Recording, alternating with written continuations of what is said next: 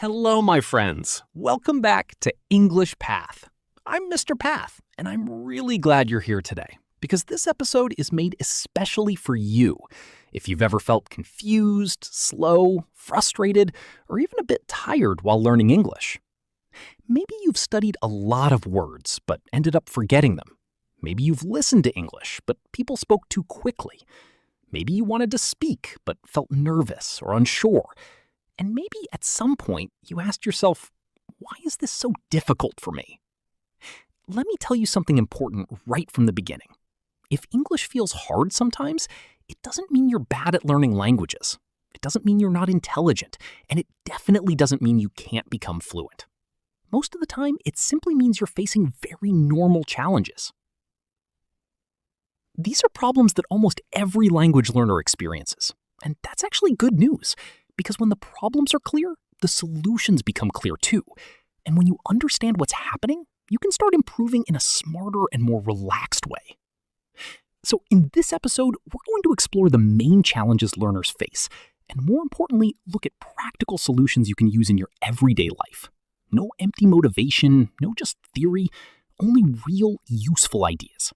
So take a deep breath, relax, and let's begin. All right. One of the biggest challenges is limited vocabulary.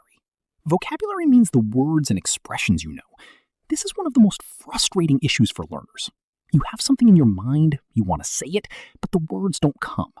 You know exactly what you want to express in your own language, but in English, your sentence feels incomplete or unclear.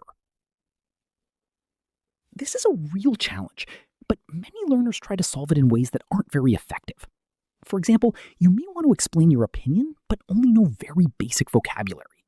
Or you might want to tell a story, but don't know the verbs you need. Or maybe you understand a podcast, but you can't use that same language when you speak.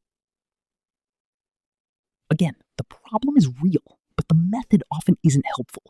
Many learners create long vocabulary lists, memorize isolated words without context, or keep jumping between a word and its translation. After some time, those words start to disappear. Why does this happen? Because language exists in context. Words are easier to remember and use when they appear inside useful phrases and natural sentences. So instead of learning only the word advice, learn the full expression. Can I give you some advice? Instead of just the word decision, learn a sentence like, it was a difficult decision. This brings us to another common challenge, forgetting new words too quickly. You learn a word today, you understand it, and you even feel confident because it seems easy. But the next day, it's gone. Then you see it again and think, I know I studied this before, but what does it mean? This can feel discouraging and make you think your memory is bad. Mr. Path has experienced this too. But here's the truth. Forgetting is part of the learning process. Your brain usually needs multiple encounters with a word before it becomes strong. Think about it like meeting someone new. If you meet a person only once, you might forget their name. But if you see them many times, you start to remember it naturally. Words work the same way. So don't panic. The answer is review. Go back to the same words again and again. Read them, say them, use them, and write your own examples. For example, if you learn the phrase, take your time, don't just read it once. Use it in different situations. Take your time. There's no rush. I like to take my time when I study. When you do this, the phrase becomes more familiar. It starts to feel natural, like it belongs to you. This approach is much more effective than trying to memorize 100 new words in a single day. Slow exposure, repeated practice, and meaningful use are far more powerful. All right, now let's move to another challenge. This one is different. Low confidence. Confidence means believing in yourself. It's the feeling that you can do something. Many learners are not beginners anymore. They already know a lot of words. They understand basic grammar, they can read and listen. But when it's time to speak, something changes. Their mind goes blank, their body feels tense, and their voice becomes quieter. Even simple English feels difficult. This doesn't always happen because they lack knowledge. Sometimes it happens because they don't trust their own English, and that's a very important difference. Some learners don't need more grammar rules. What they really need is calm, consistent practice. They need to experience again and again. Yes, I can do this. So, how do you build confidence? Not by waiting, not by reading motivational quotes, and not by saying, one day I'll be confident. Confidence grows through action. Start with very small speaking moments. Ask yourself simple questions during your day and answer them in English. In the morning, how do I feel today? Answer, I feel okay. Or, I feel tired. Or, I feel good today. At lunch, what am I eating? Answer, I'm eating rice and chicken. Or, I'm having soup. These may seem like small exercises, but they are very powerful. They train your brain to use English in real time, and they show you something important. You already know more than you think.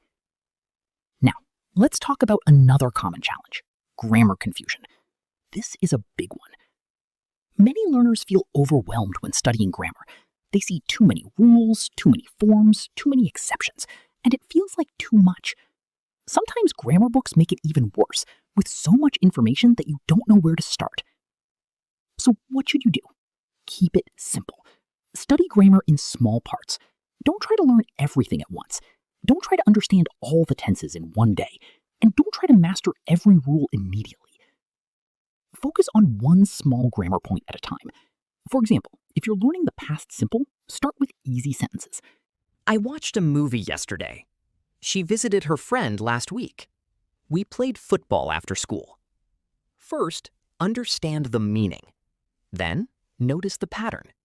After that, create your own examples. And most importantly, use it in your real life. What did I do yesterday? I cleaned my room. I called my mother. I studied English. This approach is much more effective than just reading rules again and again. Grammar becomes stronger when you use it, not when you only look at it. Now, another very common challenge, translating everything from your native language. This happens to many learners. You want to say something in English, but first you think in your own language. Then you try to translate word by word. This makes your speech slow and sometimes unnatural. So what's the solution? Start thinking in simple English, step by step. Not advanced English, simple English. You can practice this in your daily life. When you wake up, I'm tired. When you look outside, it's sunny today. These are small thoughts, but they are powerful. Keep it simple. With time, thinking in English will start to feel natural. All right, now let's talk about another challenge that creates many difficulties. Inconsistency. Inconsistency means not doing something regularly. This is very common when learning a language. A learner studies for 2 hours one day, then stops for several days, then studies again and stops again. The person wants progress, but the routine keeps breaking. And because of that, progress becomes slower. Why does this happen? Because language learning needs constant contact. Your brain needs regular exposure to words, sounds, phrases, and ideas. When that contact disappears for days, it becomes harder to build momentum. So what's the solution? Do less, but do it more consistently. This is very important. Many learners think they need a perfect study routine. They believe they must study for 1 full hour every day, and if they can't do that, they end up doing nothing. But in reality, 5, 10, or 15 minutes of real practice is much better than nothing. You can listen to English for 10 minutes. You can read a short text during lunch. You can speak for 5 minutes in the evening. Small daily contact is powerful. It keeps English active in your mind. Now, let's talk about another important challenge, not speaking enough. Some learners spend a lot of time reading and listening, which is great. Input is important, but they rarely speak. Then one day, they try to have a conversation, and they feel nervous, slow, and uncomfortable. This is completely normal.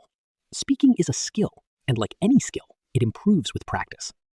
So try to speak every day, even if it's just for 1 or 2 minutes. You can talk to yourself, you can describe your day out loud, you can answer simple questions, you can retell a short story, you can read something and then explain it in your own words, or you can even practice with AI, like ChatGPT. Now, let's move to the final challenge, feeling stuck. This can be very frustrating. You continue studying, but you feel like nothing is changing. Your English seems the same. You start to wonder, why am I not improving? This is often called a plateau. But don't worry, plateaus are normal. They happen in language learning, in music, in fitness, and in many long-term journeys. A plateau doesn't always mean you've stopped improving. Sometimes it just means your progress is less visible for a while. So what can you do? Change something. If you always use easy materials, try something slightly more challenging. If you only listen, start speaking more. If you only study grammar, add more reading and listening. If you always study alone, try speaking with a teacher or a partner sometimes. Sometimes your brain needs a new challenge. Sometimes it needs deeper review. And sometimes it needs both. All right, thank you so much for listening to another episode of English Path. Learning a language is not easy every day. Some days feel light, others feel heavy. Some days you feel proud, and other days you feel tired. But the most important thing is to keep going. Keep learning in a simple way. Keep showing up. Keep using the language. And keep trusting the process. See you next time.